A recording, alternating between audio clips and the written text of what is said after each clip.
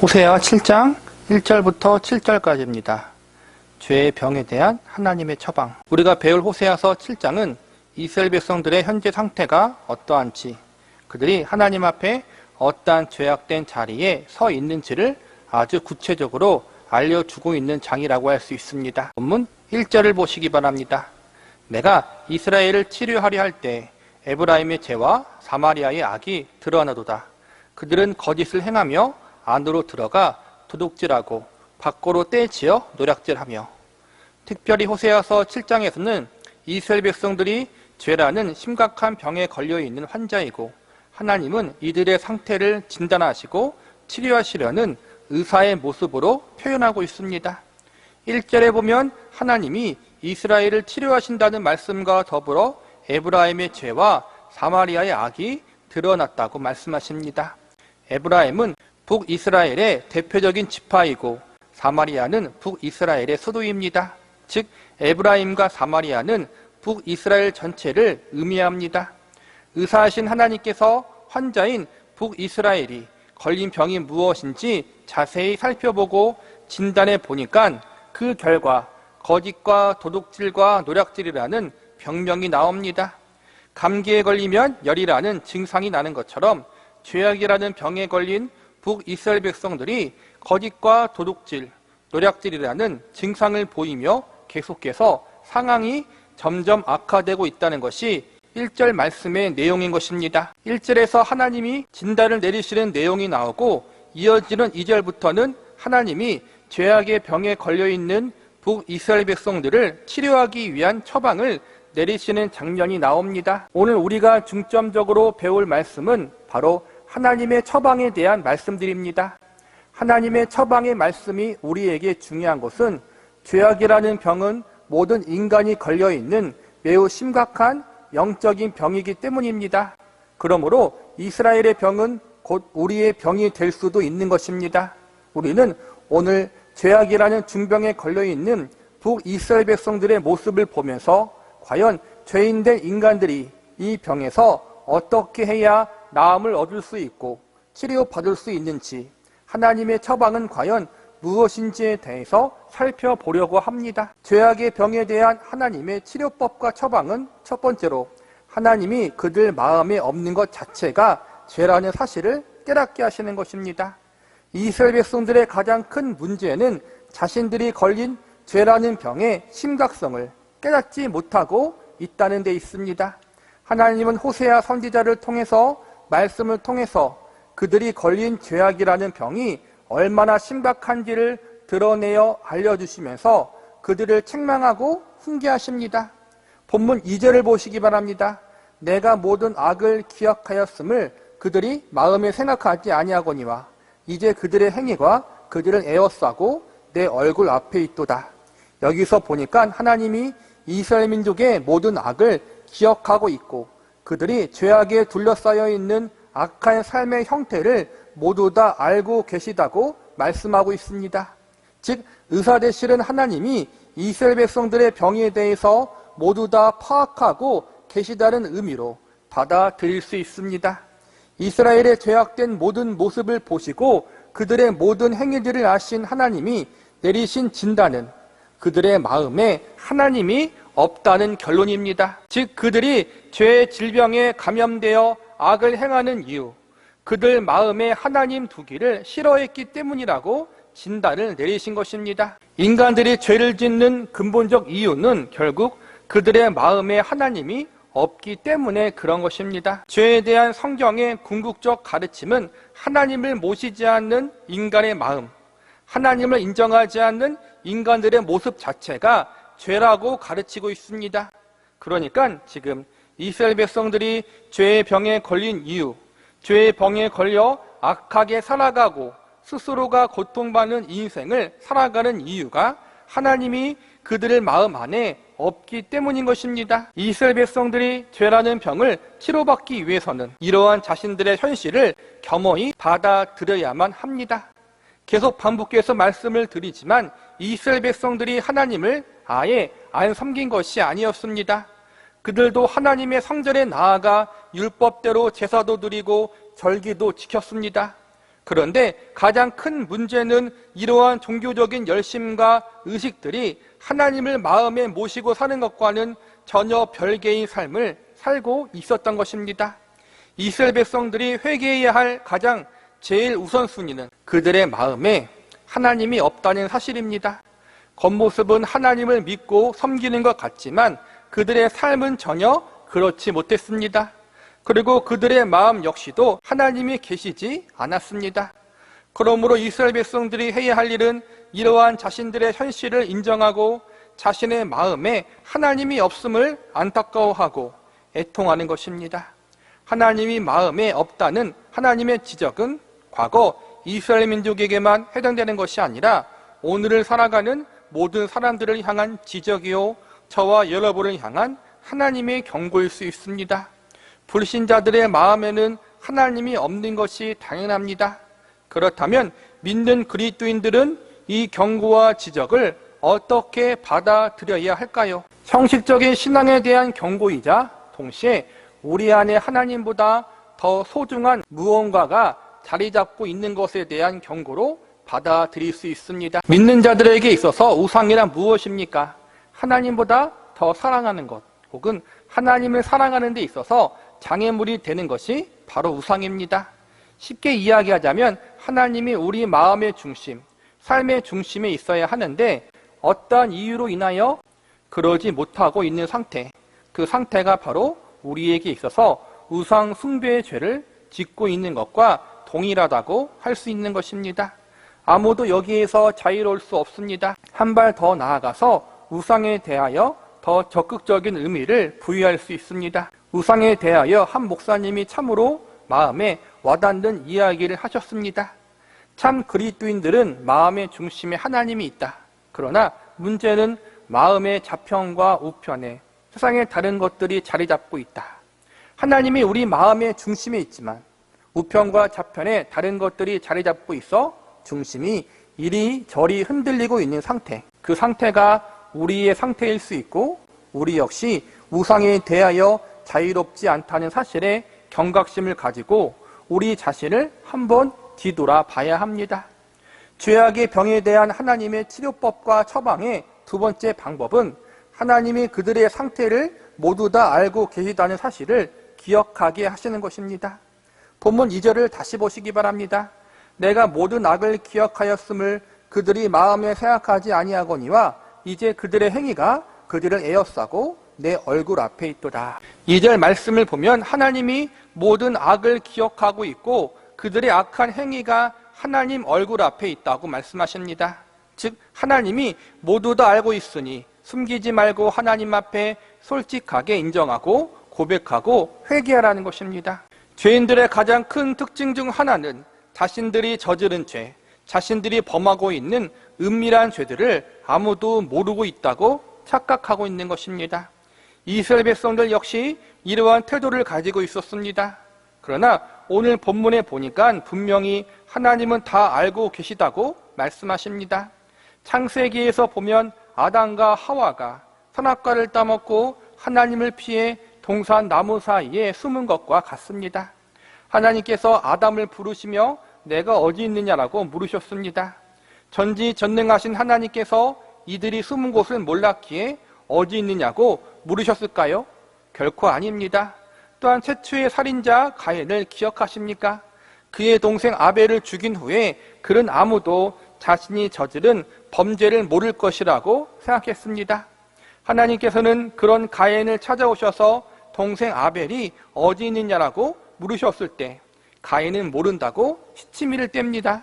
이번에도 과연 하나님이 가인이 저지른 잘못을 모르셨기 때문에 물으셨을까요? 역시 아닙니다.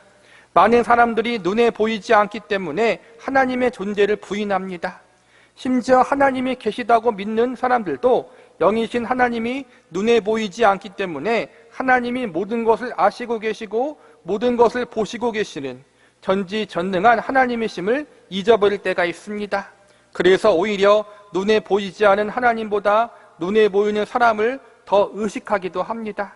만약 아담과 하와가 가인이 하나님이 자신들의 모든 것을 다 아시고 또 모두 보고 계시다는 사실을 알았다면 그들은 이와 같은 죄를 범하지 않았을 것입니다. 이스라엘 백성들 역시 지금 당장 아무런 징조가 보이지 않으니까 하나님의 말씀을 우습게 여겼습니다. 계속해서 하나님을 떠나 불순종의 죄를 짓고 있는데도 당장 하나님께로부터 아무런 제재나 징벌이 보이지 않으니까 하나님께서 못 보시나 보다, 혹은 그냥 하나님이 겁만 주시는구나, 이렇게 생각했습니다. 우리 역시 이럴 수 있습니다. 하나님이 안 보이니까, 당장 하나님이 간섭하지 않은 것 같으니까 하나님이 보고 계시다는 사실을 잊어버리고 죄의 길로 달려갈 수 있다는 것입니다. 그러나 기억하시기 바랍니다. 하나님께서 모든 것들을 보고 계시며 다 알고 계시다는 사실을 말입니다. 내 삶이, 내 인생이 하나님 앞에 있고, 심지어 내가 은밀하게 행한 죄악들에 대하여 하나님이 모두 보고 계셨고 아시고 계시다는 사실을 우리가 기억하고 있다면 우리의 삶, 우리의 태도는 달라질 수밖에 없을 것입니다. 이스라엘 백성들이 범했던 잘못, 자신들의 죄악에 대해서 하나님은 모르고 계실 것이라고 생각하며 마음껏 죄를 즐기며 살았던 그들의 모습을 우리는 조심해야 합니다. 구약시대의 이스라엘 백성들을 향해 하나님이 다 알고 계신다고 이야기하고 있지만 신약시대에는 다 알고 계신다 해서 끝나지 않고 아예 하나님의 백성들과 하나님이 함께하고 계신다고 가르치고 있습니다. 성령 하나님이 아예 하나님 백성들 안에 내주하셔서 그들과 함께하고 계시는 것입니다. 구약시대를 살아가는 이스라엘 백성들은 하나님이 다 알고 계시다라는 사실을 인식해야 했지만 신약시대를 살아가는 그리스도인들은 한 발 더 나아가 하나님이 함께 하신다, 이러한 사실을 인식해야 합니다. 그러니 우리는 구약시대를 살아갔던 이스라엘 백성들보다 더 경각심을 가지고 인생을 살아가야 하는 사람들입니다. 그러나 구약의 이스라엘 백성들이 그랬던 것처럼 우리 역시 자주 하나님이 다 알고 계시다, 우리와 함께하고 계시다는 사실을 망각할 때가 많이 있습니다. 그러기에 우리 역시 조심하고 또 조심해야 합니다. 하나님과 예수님의 영이신 성령님이 우리와 함께하고 계십니다. 그 사실을 잊지 말고 늘 하나님을 의식하는 믿음을 가지고 늘 예수님 앞에서 인생을 살아간다는 믿음을 가질 수 있는 저와 여러분이 되시기를 바랍니다. 죄악의 병에 대한 하나님의 치료법과 처방의 세 번째 방법은 하나님이 아니면 치료되거나 회복될 수 없음을 솔직히 인정하게 만드시는 것입니다. 이스라엘 백성들이 진정으로 죄의 병에서 치료받고 회복될 수 있기 위해서는 자신들의 현 상태를 직시하고 도움을 구해야 합니다. 자신들이 영적으로 얼마나 심각한 상태에 있는지를 절감하고 스스로 자신들을 치료할 수 없다는 사실을 인정해야 합니다. 그리고 자신들을 치료해 줄 수 있는 유일한 분, 하나님 앞에 나와야 합니다. 이것이 가장 중요한 죄의 병에 걸린 자들이 취해야 하는 행동입니다. 하나님 앞에 나온다는 것은 하나님 앞에 잘못을 뉘우치고 회개하는 자리에 간다는 것입니다. 그리고 궁극적으로 하나님이 그들의 왕이요 주인 되심을 인정하는 자리에 서는 것입니다. 입술의 고백으로 끝나지 않고 그들의 전 삶의 영역에 하나님의 주인 되심이 드러나고 인정하는 삶을 살아야 합니다. 그런데 가장 큰 문제가 무엇입니까? 이스라엘 민족은 배신이 습관화된 존재들이라는 것입니다. 그들은 왕에 대한 지지도 없었고 충성도 없는 존재, 상황에 따라 환경에 따라 자신들의 육신적인 유익을 위해서라면 얼마든지 처세술을 다르게 할 수 있는 얄팍한 존재들이었다는 것입니다. 본문 3절을 보시기 바랍니다. 그들이 그 악으로 왕을, 그 거짓말로 지도자들을 기쁘게 하도다. 3절부터 7절까지는 북이스라엘 왕국의 역사적 특징을 이야기하고 있습니다. 북이스라엘의 대다수의 왕들은 쿠데타로 권력을 획득했습니다.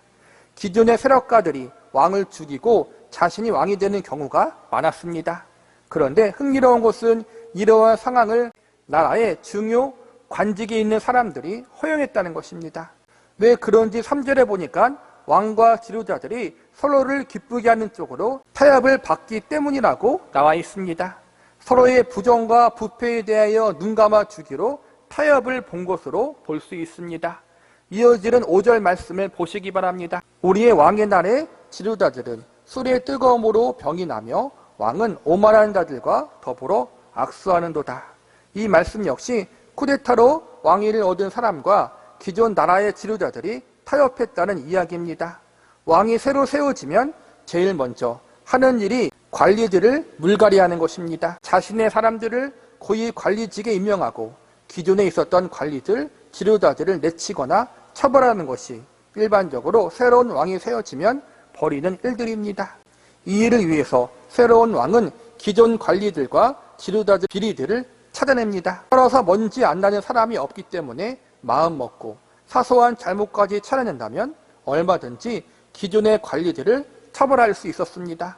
그런데 새로 왕이 된 자가 기존 지도자들의 부정이나 비리 등을 들추거나 문제 삼지 않고 자리를 유지하도록 유화 정책을 펼치고 이에 보답하여 기존 지도자들도 왕의 찬탈에 대해서 묵인하고 인정해 주는 타협을 했다는 것입니다. 이러한 타협은 왕과 지도자들에게만 있었던 것이 아닙니다. 일반 백성들 역시 기존 왕이 죽고 다른 사람이 왕이 되어도 그를 아무 말 없이 따랐습니다. 이들에게 중요한 것은 누가 왕이 되든 자신들의 비위만 잘 맞춰주면 그만이었던 것입니다. 그래서 왕권을 잡은 왕마다 백성들의 비위를 맞추기 위해 우상 숭배를 장려했습니다. 우상 숭배를 장려하면 공식적으로 거리낌 없이 육체적 쾌락을 즐길 수 있으니 백성들의 지지를 얻을 수 있었기 때문입니다. 싫은 소리, 잔소리를 할 필요 없고 개혁을 할 필요도 없습니다. 그냥 마음이 가는 대로 즐겨라. 그래서 북이스라엘 백성들은 누가 왕이 되든지 자신들의 죄악을 즐길 수 있게 해주면 그만이었습니다. 이러다 보니 나라의 모든 영역에서 죄악이 관영할 수밖에 없었습니다. 이러한 잘못된 이스라엘 백성들의 행동의 모습은 하나님께 똑같이 행해지고 있었습니다.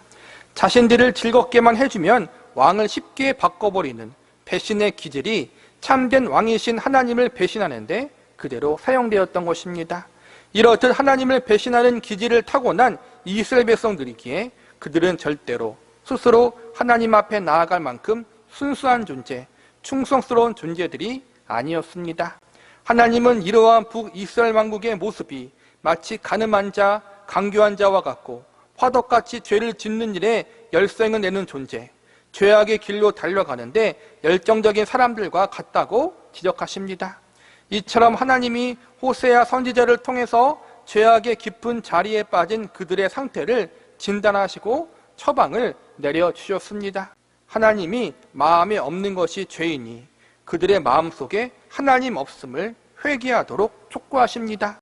하나님이 없는 것처럼 살아가는 그들의 죄악된 모습을 지적하시고 하나님 앞에 인생을 살아가기를 촉구하십니다. 스스로를 구원할 수 없다는 사실을 알려주시고 하나님을 의지하는 자리로 나오도록 촉구하십니다. 이렇게 하나님이 알기 쉽게 다 알려주었음에도 불구하고 그들은 여전히 머뭇거립니다. 세상과 거짓 우상을 왕으로 택하는 것이 좋을지 하나님을 왕으로 섬기는 것이 좋을지 마음속으로 저울질합니다. 누구를 왕으로 삼고 사는 것이 유리한지 누구를 섬겨야 자신들이 즐겁게 살 수 있는지 저울질하고 있었던 것입니다. 그래서 빨리 죄를 뉘우치고 하나님께 돌아왔으면 간단하게 끝날 수 있었던 수술이 매우 복잡하게 되어버립니다. 버티고 버티다가 죄라는 병이 골마 터져버리고 암이 전이 되듯이 죄가 모든 삶의 영역에 전이 되어 이제 평범한 수술로는 치료할 수 없는 수준에까지 이르게 됩니다. 결국 하나님은 강제로 그들에게 치유 수술용 칼을 드십니다. 치유 수술용 칼을 드신 하나님은 그들에게 멸망이라는 아주 강력한 처방을 선언하십니다. 하나님께서 이스라엘 백성들에게 멸망이란 큰 처방을 주신 것은 그들이 미워서가 아니라 그들을 죄악이라는 심각한 병에서 치료하기 위함입니다. 치료하는 과정에는 환부를 드러내는 아픔도 있겠지만 어쩔 수 없습니다. 이 아픔을 통해서만 완전하게 회복될 수 있기 때문입니다. 하나님은 인격적인 분이시지만 좋은 말로 해서 도저히 안 들을 때에는 강한 매를 드실 때가 있습니다. 왜냐하면 당장 죽게 생겼으니 일단은 살려야 하기 때문입니다. 그 길로 가면 죽는다고 경고해도 듣지 않고 낭떠러지를 향해 달려가는 사람이 있다면, 그리고 그 사람이 바로 사랑하는 자녀라면 일단은 강제적인 힘을 써서라도 막는 것이 당연한 일일 것입니다. 그러므로 하나님의 백성들에게 내리는 하나님의 징계는 죄악이라는 중환병을 고치고 그 병이 주는 저주와 영원한 죽음에서 건져내기 위한 하나님의 포기하지 않는 사랑의 징계라는 사실을 우리는 반드시 기억하고 있어야 합니다. 말씀을 정리하겠습니다. 지금까지 하나님이 의사이시며 이스라엘 민족은 죄악이라는 병에 걸린 환자라는 입장에서 말씀을 공부했습니다. 환자인 이스라엘 민족이 살 길은 자신들의 상태가 얼마나 심각한지를 깨닫고 인정하며 의사하신 하나님 앞에 나와 그분의 처방을 그대로 따라야 하는 것입니다. 하나님의 처방은 회개하는 것이었습니다. 그러나 인간이란 존재가 스스로 하나님 앞에 나아가 항복하는 일은 없습니다. 꼭 거절하고 고집을 피우며 버티고 버티는 것이 죄인된 인간의 본능입니다. 본문 7절을 보시기 바랍니다.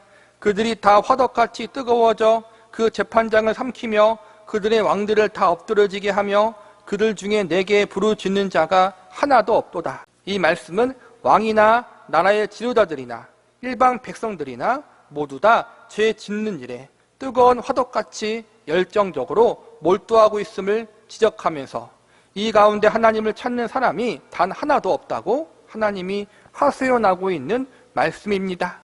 하나님을 찾는다는 것은 회개하는 것입니다. 그런데 죄 짓는 일에는 그렇게 열심히 했던 이들이 하나님을 찾고 회개하는 일에는 아예 관심조차 없었다는 것입니다.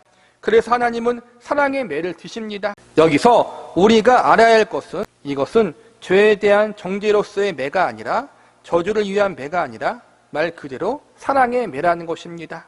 구약성경 에레미야 예가에 보면 다음과 같이 말씀하십니다. 그가 비록 근심하게 하시나 그의 풍부한 인자하심에 따라 긍휼히 여기실 것이라. 주께서 인생으로 고생하게 하시며 근심하게 하심은 본심이 아니시로다. 하나님께서는 죄악에 빠져있는 자들을 치료해 주기를 원하십니다. 하나님의 수술의 칼, 징계의 의미를 가능한 빨리 깨닫고 돌아오는 자가 복이 있습니다. 이스라엘 백성들처럼 큰 징계를 받은 후에 회개하지 말고 처음부터 두 손 두 발 들고 하나님 앞에 회개하는 은혜가 우리 모두에게 필요합니다. 우리가 아무리 감추고 싶다고 할지라도 우리가 행한 모든 것들이 하나님의 목전에 있습니다. 그러니 하나님 앞에 주저하지 말고 우리의 죄악들, 교만들, 탐욕들을 회개하고 용서해 달라고, 치료해 달라고, 회복시켜 달라고 우리는 기도해야 합니다. 우리가 가지고 있는 죄악들을 애통해 하며 아버지이신 하나님 앞에 나올 때 우리는 우리를 치유하시고 회복해 하시는 하나님, 아버지의 선하신 손길을 경험할 수 있을 것입니다. 저와 여러분들의 삶 가운데 이러한 자발적인 회개와 애통함이 있기를 바랍니다. 그러나 혹시나 우리의 악함 때문에 하나님으로부터 사랑의 매를 맞아왔다면 낙심하지 말고 그렇게 해서라도 나를 살리시고 고치시려는 하나님의 간절하고 애절한 사랑의 마음을 더욱 깊이 깨달아 더욱 하나님 앞에 회개하는 자리, 기꺼이 순종하는 자리로 나아갈 수 있는 저와 여러분이 되시기를 간절히 바랍니다. 호세아 7장 8절에서부터 16절까지입니다. 죄악의 자리에 빠져있는 상태. 하나님은 오늘 본문의 말씀을 통해서 이스라엘 민족이 빠져있는 죄악의 상태를 세 가지 상징적 비유를 들어 알려주십니다. 8절에 보면 뒤집지 않는 전병으로 말하고 11절에서는 어리석은 비둘기, 16절에서는 속이는 활과 같다고 말하고 있습니다. 하나님이 지적하시는 죄악된 모습은 당시 이스라엘 백성들만 해당되는 것이 아니라 오늘날 저와 여러분에게도 해당되는 경고가 될 수 있기에 우리도 주의해서 들어야 할 말씀입니다. 만약 우리 역시 죄악의 자리에 빠져 있다면, 여전히 회개하기를 거부한다면 우리도 죄악된 상태에 빠져 있는 이 세 가지 모습을 피할 수가 없습니다.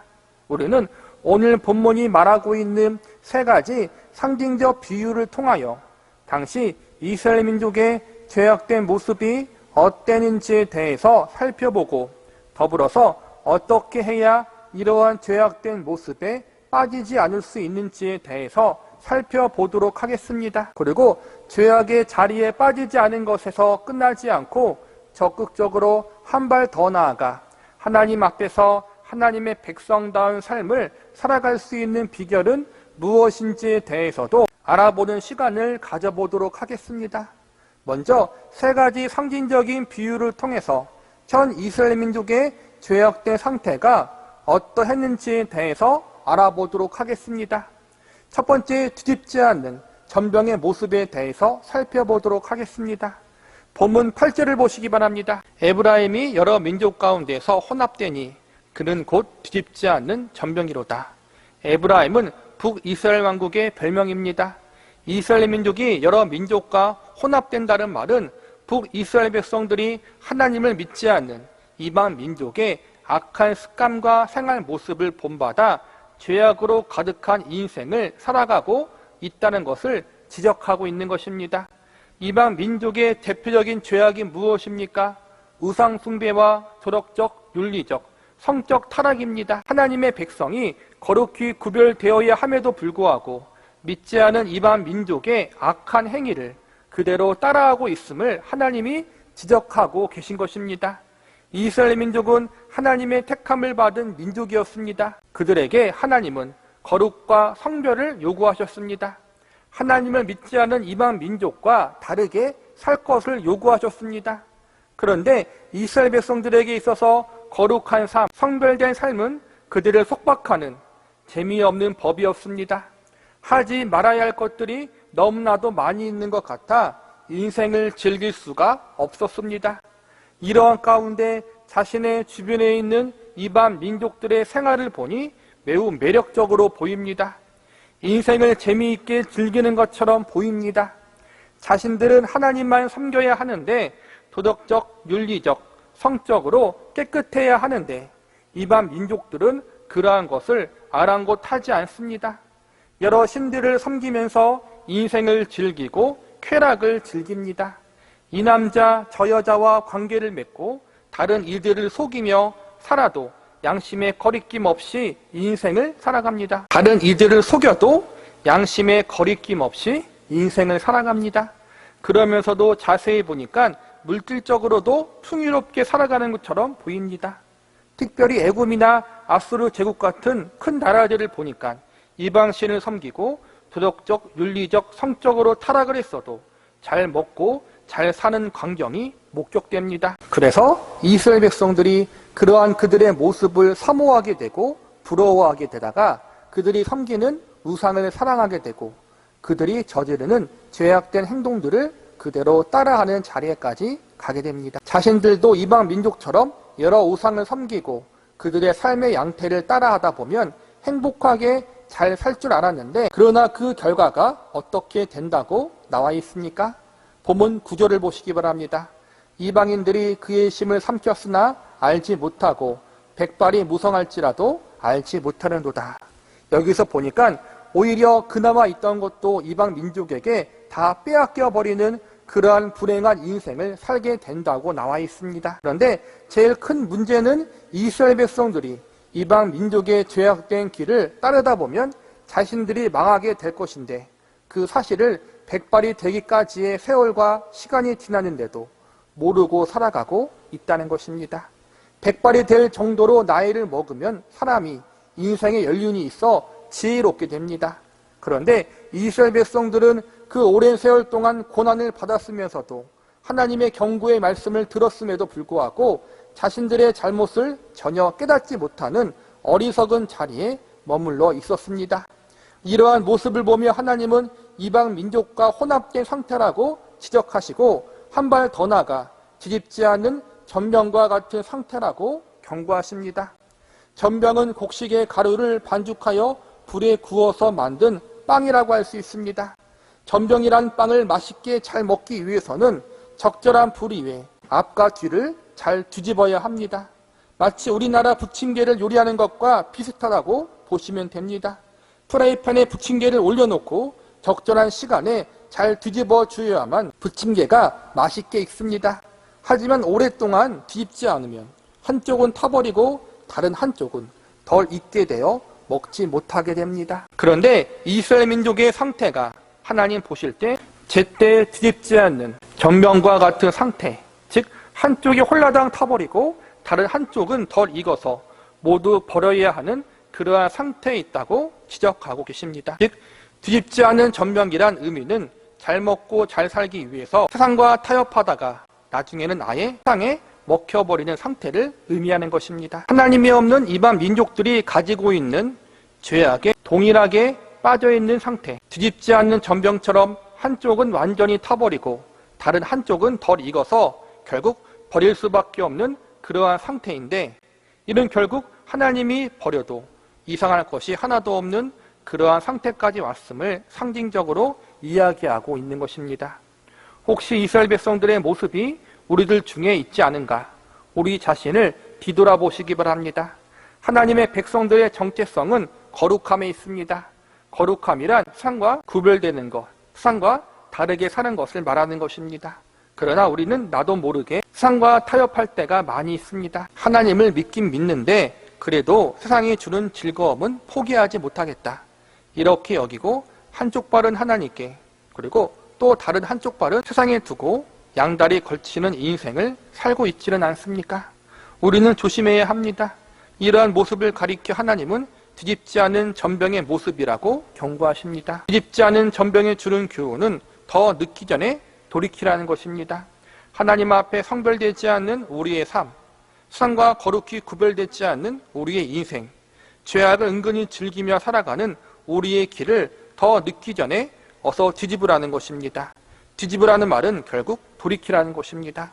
내 삶이 시커멓게 타들어가고 있으면서도 여전히 그 삶을 돌이키지 않으려는 모습, 뒤집지 않은 전병의 모습을 우리가 하고 있지는 않은지 우리 자신을 한번 뒤돌아 보시기 바랍니다. 아직 뒤집을 시간이 있고 아직 돌이킬 수 있는 기회가 있을 때 세상과 타협하지 말고 세상의 것을 사모하며 하나님과 멀어져 갔던 우리의 발걸음을 돌이켜야 한다는 것, 이것이 바로 뒤집지 않은 전병의 상징과 비유가 우리에게 주는 교훈입니다. 두 번째, 어리석은 비둘기의 모습에 대해서 살펴보겠습니다. 본문 11절을 보시기 바랍니다. 에브라임은 어리석은 비둘기같이 지혜가 없어서 애굽을 향하여 부르짖으며 아수르로 가는도다. 북이스라엘 왕국에게 있어서 최대 위협은 애굽과 아수르의 침략이었습니다. 그 당시 애굽과 아수르는 서로 전쟁을 하고 있었는데 그 중간에 위치한 북이스라엘 왕국의 입장이 난처해 있었습니다. 한쪽 편만 들기가 참으로 애매한 상황입니다. 그래서 북이스라엘 왕국은 한쪽으로는 애굽 편을 들고 또 한쪽으로는 아수르 편을 듭니다. 아슬아슬한 줄타기 외교를 합니다. 줄타기 외교를 하는 것 자체는 문제가 되지 않지만 가장 큰 문제는 하나님은 아예 배제시켜 놓고 있다는 것입니다. 더욱 웃긴 것은 하나님은 배제해 놓으면서 애굽과 아수르가 섬겼던 신을 가져와서 그것들을 섬기는 일은 아주 잘 행했다는 것입니다. 애굽과 아수르 제국이 섬기는 신을 가져다 놓고 그들처럼 강대한 나라가 되게 해달라고, 그래서 이 위기를 넘어갈 수 있게 해달라고 비는 일들이 북이스라엘 왕국 안에서 벌어지고 있었다는 것입니다. 이러한 모습이 하나님 보실 때 어리석은 비둘기 같다고 말씀하십니다. 이어지는 12절 말씀을 보시기 바랍니다. 그들이 갈 때에 내가 나의 그물을 그 위에 쳐서 공중의 새처럼 떨어뜨리고 전에 그 회중에 들려준 대로 그들을 징계하리라. 어리석은 비둘기란 사냥꾼이 새를 잡기 위해 그물망을 쳐놓은 것을 모르고 그 그물에 걸려 죽게 되는 어리석은 새를 의미합니다. 그물에 걸린 이유는 미끼로 쓰인 곡식을 탐했기 때문입니다. 지금 북이스라엘 민족이 그러한 자리에 서 있다는 것입니다. 본문 13절과 14절을 보시기 바랍니다. 화 있을진저 그들이 나를 떠나 그릇 같음이라. 패망할진저 그들이 내게 범죄하였음이니라. 내가 그들을 건져 주려 하나 그들이 나를 거슬러 거짓을 말하고 성심으로 나를 부르지 아니하였으며 오직 침상에서 슬피 부르짖으며 곡식과 새 포도주로 말미암아 모이며 나를 거역하는도다. 북이스라엘 왕국은 자신들이 살기 위해서 모든 수단과 방법을 동원했습니다. 외교도 해보고 심지어 그 당시 제일 강하다고 소문난 나라의 우상까지 데려다 놓고 섬겨보았습니다. 그런데 딱 하나 이런 위기 가운데 사용하지 않았던 방법이 있는데 그것은 바로 하나님을 성심으로 찾지 않고 부르지도 않았다는 것입니다. 이러한 위기일수록 하나님을 더 의지하고 찾아야 하는데 오히려 하나님을 떠나버렸습니다. 선지자들을 보내어 회개하면 살려주신다고, 구원해 주신다고 기회를 주고 알려주었는데 이들은 이 기회를 거절하고 회개를 거부했습니다. 나라의 위기, 경제의 위기, 가정의 위기 때문에 침상에서 밤새 눈물 흘리며 애곡하는데 이러한 와중에서 정작 하나님을 진심으로 찾는 일은 하지 않았습니다.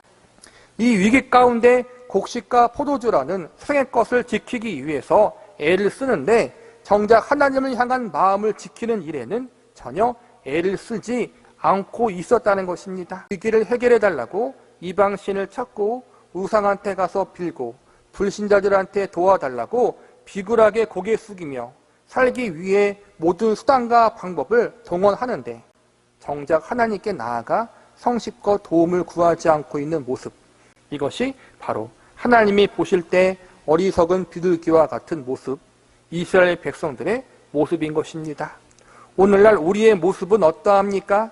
인생의 어려움과 위기 앞에서 하나님을 향해 도움을 구하기보다는 이 사람 저 사람을 찾아가는 일을 더 중요시하지 않습니까? 사람에게 가서 도움을 구하지 말라는 것이 아닙니다.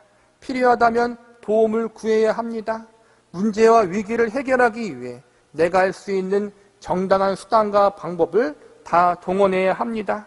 그런데 이러한 수단과 방법을 찾기에 몰두하면서 정작 하나님을 찾고 그분께 도움을 구하는 것은 등한시하고 있지는 않은지 우리 자신을 뒤돌아 봐야 합니다. 인생의 위기와 문제 때문에 밤잠을 설치기도 하고 눈물로 밤을 지새우면서 그 시간 하나님께 진심으로 하나님을 향해 간구하지 않는 우리의 어리석은 모습이 있지는 않은지요.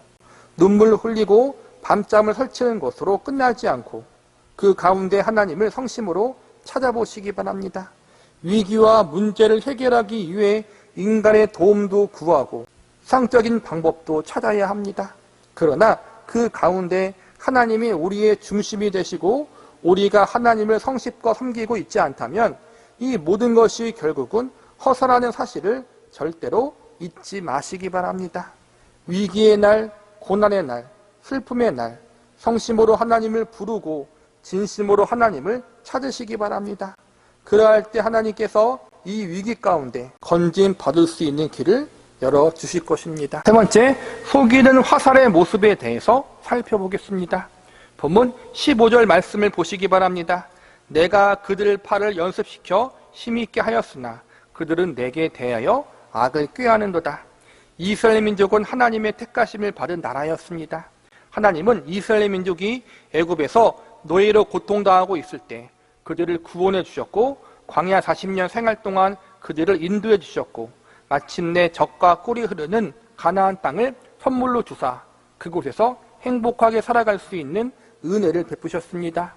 15절 말씀은 이처럼 하나님이 크신 은혜를 주사 강한 나라, 강한 민족이 되게 해주셨는데 이러한 하나님의 은혜를 잊어버리고 하나님을 떠나 악을 행한 이스라엘 민족을 질책하는 내용을 담고 있습니다. 이렇게 하나님의 은혜를 저버린 이스라엘 민족을 향해 하나님은 여러 가지 사랑의 징계를 내리심으로 죄에서 어서 돌이켜 회개하라는 권면을 하십니다. 그런데 이스라엘 민족의 반응이 어떻습니까? 이어지는 16절 말씀을 보시기 바랍니다. 그들은 돌아오나 높으신 자에게 돌아오지 아니하니 속이는 활과 같으며 그들의 지도자들은 그의 혀에 거친 말로 말미암아 칼에 엎드려지리니 이것이 애굽 땅에서 조롱거리가 되리라. 하나님을 배신하고 떠났기 때문에 이스라엘 민족은 여러 가지 고난을 당하게 됩니다. 이 고난을 통해서 자신들이 하나님 앞에 얼마나 잘못하고 있는지 깨닫고 돌이켜 회개해야 하는 것이 정상입니다. 그런데 16절에 보니까 이러한 고난 속에서도 자신의 잘못을 깨닫지 못하고 오히려 더욱 마음을 완악하게 하여 세상을 의지하고 죄악된 길로 달려가려는 행동을 취하게 됩니다. 애굽은 하나님과 정반대되는 세력을 의미합니다. 정리하자면 애굽에서 일평생 노예로 살면서 비참한 인생을 살아야 했던 이스라엘 민족을 사랑과 은혜 가운데 구원해 주시고 가나안 땅까지 선물로 주사 자유롭고 풍성한 삶을 살 수 있도록 모든 은혜를 주신 하나님을 배신하고 세상으로 떠나버렸다는 것입니다.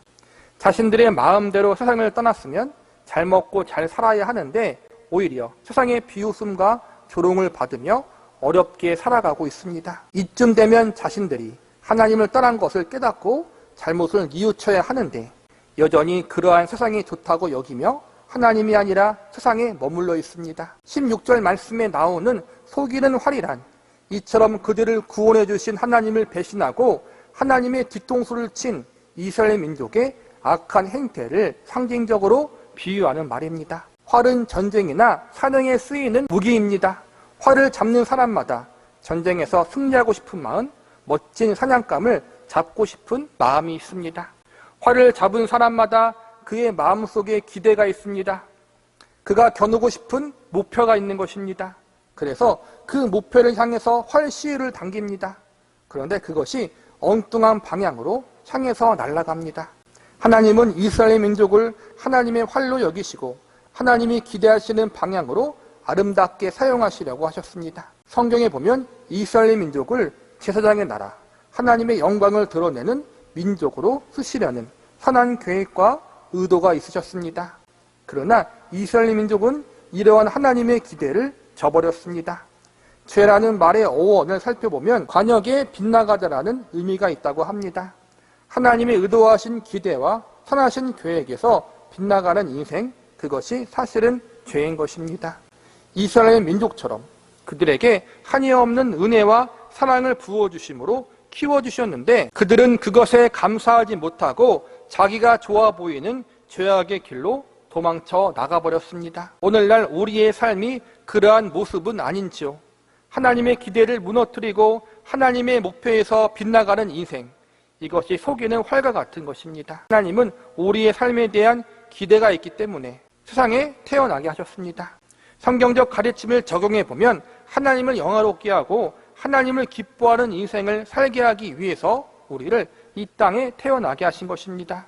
그러나 이 하나님의 목표와 기대, 나를 향한 하나님의 소원을 빗나가 엉뚱한 방향을 향해 달려가는 우리의 모습이 있지는 않습니까? 하나님이 우리를 지금의 이 자리까지 인도하여 주셨는데 과거의 무수한 인생의 위기에서 나를 건져 주셨는데 나를 하나님의 자녀와 백성으로 삼아 주셨는데 우리는 이스라엘 민족처럼 속이는 화살처럼 하나님을 배신하고 내 마음대로 인생을 살아가지는 않았습니까? 하나님께 받은 은혜와 사랑에 합당한 삶을 살아가는 것이 우리의 본분이고 하나님의 기대입니다. 그러나 이스라엘 민족은 그렇게 살기보다는 죄악이 주는 쾌락과 즐거움을 추구하는 삶을 살았습니다. 우리도 조심해야 합니다. 하나님의 자녀와 백성답게 인생을 살아가야 함에도 불구하고 그렇게 살지 못하는 하나님 백성들의 비극, 이것이 속이는 활의 비유와 상징 속에 담긴 교훈이자 경고입니다. 말씀을 정리하겠습니다. 지금까지 세 가지 상징적 비유에 대해서 살펴보았습니다. 뒤집지 않은 전병, 어리석은 비둘기, 속이는 화살, 이 세 가지 비유는 이스라엘 백성들의 죄악된 모습을 상징하고 있는 것입니다. 이스라엘 민족은 세계 열방 중에서 가장 많은 하나님의 은혜와 사랑을 직접 경험한 민족이었습니다. 신명기 4장에 보면 모세가 이스라엘 민족을 향해 다음과 같이 이야기합니다. 우리 하나님 여호와께서 우리가 그에게 기도할 때마다 우리에게 가까이 하심과 같이 그 신이 가까이 함을 얻은 큰 나라가 어디 있느냐? 내가 있기 전에 하나님이 사랑을 세상에 창조하신 날로부터 지금까지 지나간 나를 상고하여 보라. 하늘이 이 끝에서 저 끝까지 이런 큰 일이 있었느냐? 이런 일을 들은 적이 있었느냐?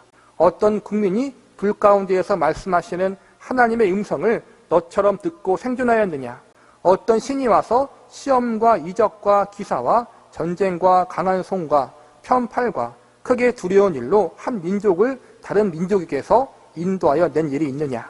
이는 다 너희 하나님 여호와께서 애굽에서 너희를 위하여 너희 목전에서 행하신 일이라. 이것을 내게 나타내심은 여호와는 하나님이시오 그 외에는 다른 신이 없음을 내게 알게 하려 하심니라. 요약하자면 세상 그 어떤 민족과 나라도 이스라엘 민족만큼 하나님의 큰 은혜와 사랑, 기적, 이적과 영광을 경험하지 못했다는 것입니다. 이렇게 큰 은혜와 사랑을 경험했으면 하나님만 섬기고 하나님만 사랑해야 한다는 것이 모세가 권면한 내용입니다. 그러나 이스라엘 민족은 하나님을 배신합니다. 뒤집지 않은 전병같이 죄에서 돌이키지 못하고 있는 상태, 어리석은 비둘기같이 죄의 길에 깊이 빠져 헤어나오지 못하고 있는 상태, 속이는 화살같이 하나님의 사랑과 기대를 저버린 상태, 한마디로 구제불능의 상태로 전락해 버린 것이 이스라엘 민족이 처해 있는 상태였던 것입니다. 이스라엘 민족을 향한 하나님의 경고와 그들의 잘못된 상태에 대해서 우리들도 조심하고 조심해야 합니다. 우리 역시 그들과 같은 실수, 잘못을 범할 수 있기 때문입니다. 호세아서 7장의 말씀이 선포되어진 때는 아직 하나님의 완전한 심판과 징계가 내려지기 전이었습니다. 7장에서 나온 경고의 말씀들이 아직 실제로 실행되기 이전의 시기였습니다. 그러니 아직 돌이킬 수 있는 시간과 기회가 충분히 있습니다. 우리는 이 경고의 말씀을 통해서 돌이킬 수 있는 기회를 주기 위한 하나님의 사랑의 마음을 엿볼 수 있어야 합니다.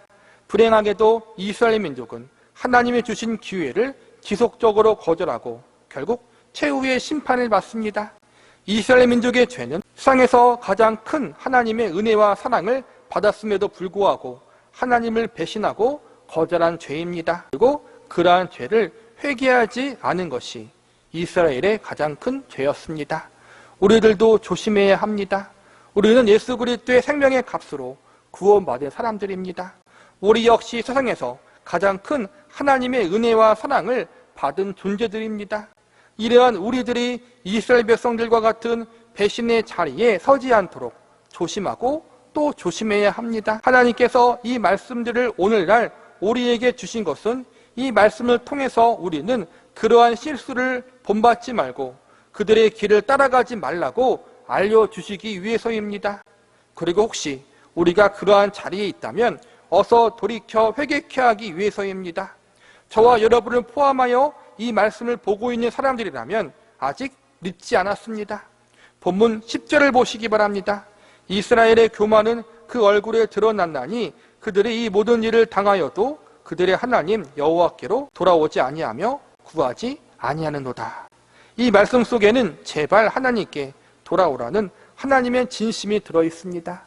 제발 하나님을 찾으라는 하나님의 애틋한 마음이 들어있습니다. 그러나 이스라엘 백성들은 교만의 길을 택합니다. 교만한 자는 결국 하나님께 돌아가지 않은 자, 하나님을 구하지 않은 자가 바로 교만한 자입니다. 이스라엘 민족의 궁극적인 죄는 바로 교만입니다. 하나님을 찾지도 않고 하나님을 부르지도 않고 인생을 살았던 그들의 모습이 하나님 보실 때에는 교만이었던 것입니다. 우리는 교만한 자리에 서 있지 마시기 바랍니다. 우리 안에 교만한 마음을 없애달라고 간절히 하나님께 간구하시기 바랍니다. 우리 안에 교만한 마음이 자리 잡지 않도록 하나님의 부르심과 말씀하심을 거절하는 강박하고 완악한 마음이 우리 안에 자리 잡지 않기를 기도하시기 바랍니다. 하나님의 도우심, 그분의 은혜, 그분의 사랑이 아니면 우리 역시 이스라엘 민족의 모습, 뒤집지 않는 전병, 어리석인 비둘기, 속이는 화살 같은 상태에 있을 수밖에 없음을 한시라도 잊지 마시기 바랍니다. 하나님의 강건하신 사랑과 은혜가 아니면 언제든지 죄악의 자리로 달려가는 우리의 죄악된 본성이 우리 안에 있음을 겸손히 인정하고 성심을 다해 하나님을 찾으시기 바랍니다. 마지막으로 우리가 죄를 멀리하고 세상이 주는 즐거움을 멀리하며 하나님을 가까이 할 수 있는 상하고 애통하는 심령을 우리 안에 부어달라고 간구하시기 바랍니다. 성심을 다해 하나님만 바라보고 의지할 수 있는 은혜를 달라고 간구하며 하나님의 은혜를 날마다 의지할 수 있는 저와 여러분이 되시기를 간절히 바랍니다.